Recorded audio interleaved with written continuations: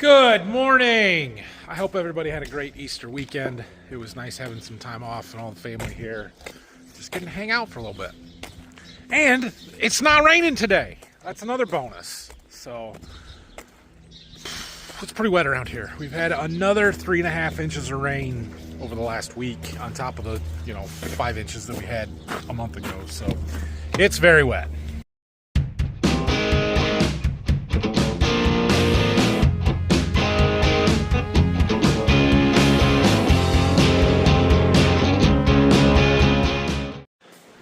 It looks like today's going to be a seed treating day again. We still have some treated boxes in here from the last run that I'm hoping are going to leave soon. Sounds like those, at least most of those, are leaving on Wednesday. So I'll have to move them out of the way, and I'm hoping the guy that gets all of these is going to come pick them up today. I texted him. We'll see if he has time or not. So I do have somebody on their way to pick up some paper bags of some untreated beans. So we're going to have to dig those out. There's some of what we need. We need 28 bags of these 2674s, so I know I have a bunch of them in here. We'll find enough to get them what they need, I guess. And yeah, then it looks like we're going to try and treat some beans. So I got to find something for Xander to do today. He might help me treat beans a little bit, but it'll be a little while before I get ramped up with that, I guess. Probably going to be our biggest treatment run of the year. We got 15 boxes of all the same variety. 3 of them get inoculant. The rest are all just Cruiser Apex. So this one's going to go fast here. We'll get the first bunch lids popped off and then get them treated. With all these other ones kind of in the way here, I don't have enough room to lay them all out, but that's okay. And I get to use my good old lid popping tool. This one's so much better. Can get it underneath easy, good leverage, and it doesn't bend. Making our way through this run of beans here. And a truck just show up. I have no idea what's on it. Well, we got some treating done. Got those all cleaned up. There goes a load of them. So I'm gonna run back over to the farm and see what's going on there. The wind has picked up this afternoon. Our sunshine went away. It's not as nice out as it used to be, but anyway, we got a delivery. It's our in-furrow starter pop-up for the corn. That's like half of it. There are going to be 2 loads, so that's the last of it. We've got our 1034, we've got our ATS, we've got 28, although we may have to get some more 28 in eventually if the price is not so outrageous. We'll see. But yeah, we're ready to go as soon as it dries up. So I've been updating you on Dad's barn project here for a while. He's got this section here pretty well done. The floor joists and the bin flooring down.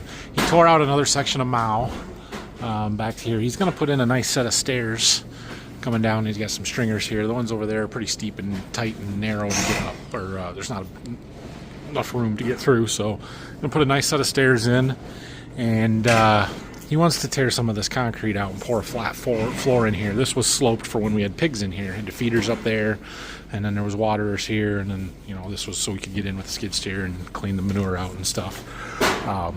But it's not real nice for what he's doing. However, this project has gotten significantly bigger because he started working on this wall, and he tore his boards that he had lining the inside out. We were poor back in the day. We used cheap wood. Anyway, these posts, the sill plate is all rotten. The posts are in bad shape. The board on the outside is all bad.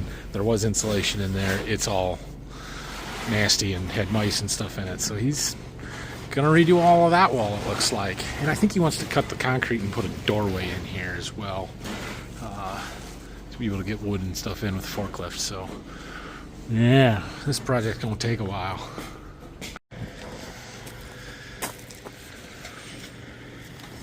He's gonna take that curtain out. He's got some windows to put in there, so it'll look nice. I like the north side. Turning into a lazy day. I'm not getting much done. The wind and on and off sunshine has been drying the ground out, so that is nice. Things are drying off on top. By Wednesday, might not look too bad on top, but we aren't going to be dry. And then Thursday and the end of the week, there's more rain coming for us. So I was printing off some stuff from the computer. I got what beans that I need to treat for us and trying to figure out what treatment we want on everything. So I'm trying to formulate that list. I got to take one of my kids to baseball practice here in 45 minutes or so, half hour. So we're going to head back down to the seed warehouse for a little bit. I'll put this paperwork down there, but I'm not going to treat any more today. We got some beans treated. We loaded some stuff out. It's not a lot. Oh, we got to talk about basketball. Oh, we got to talk about basketball. Dang it. So the national championship game for the NCAA basketball tournament is tonight. Unfortunately, it's looking strongly likely or highly likely that Michigan might win this thing, which is a real bummer for me, but it is what it is, right?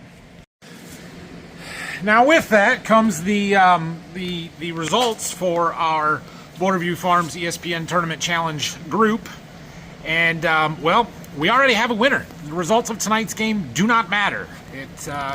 Our winner is already set. So, congratulations to Corey Kieber with 1,040 points. Nobody else can pass you because he picked Michigan, and our first person with UConn. This is old. We need to update this. Hold on. Try this again. So, congratulations to Corey Kieber with 1,360 points. And the second place is 1,190. They both picked Michigan. Our first person with UConn as a champion is clear down here in number 36. Wing and a Prayer, Eric Van Ness with 920. So even if he gets that right and gets the full 360 points, it will not be enough to overtake first place. So, Corey, I'm going to hope that you're not actually a Michigan fan and we're just picking this based on what you thought was best. Because, man, you killed it. I will give you some props here. He got the Final Four 100% correct to this point. Oops. Had UConn over Duke. Oh, wait a minute. Where are we at? This isn't right. Yeah, it is. Why isn't Michigan in there? Oh, it's down here's the Final Four. I'm looking at the wrong thing. Had UConn over Illinois, had Michigan over Arizona, got all of those correct, and has Michigan beating UConn in the national championship game. I want to point this out. That's a dang good bracket, guys. 99.9% of all brackets on ESPN. He's ranked 4,186th out of over like 25 million. So, well done. I don't like your champion. I hope that they don't actually win. If they do win, though, this is probably a top 2,000 bracket in all of the whole tournament challenge, and that's impressive. So, I just wanted to say thank you to everybody that participated in this bracket challenge little group. It was fun. We had 220 brackets in it, or 220 entries. I don't know if everybody filled out a bracket. Corey, you are going to get the $100 gift card to Farm Focused.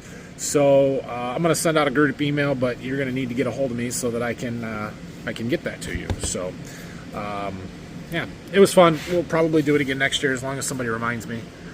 But thanks for participating. Better luck next year to everybody but Michigan. If you were wondering about my brackets in this tournament pool, well, my son Ryland did the best. It got 840 points. And Brayson, and then mine at 710, and my other one at 690. Those were not good. Let's just go to my brackets. Home.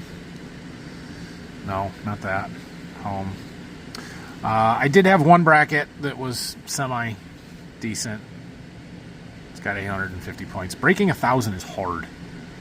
I had some pretty bad ones, so I did not do well. Burr, it was a cold baseball practice tonight. Anyway, thanks for watching today. Not a super exciting video, but this is what it is. We'll be back tomorrow. We got people coming to pick up seed, and I don't know. We might go to Berkey, get an anhydrous applicator or a seed tender or something. So have a great night. We'll see you guys tomorrow.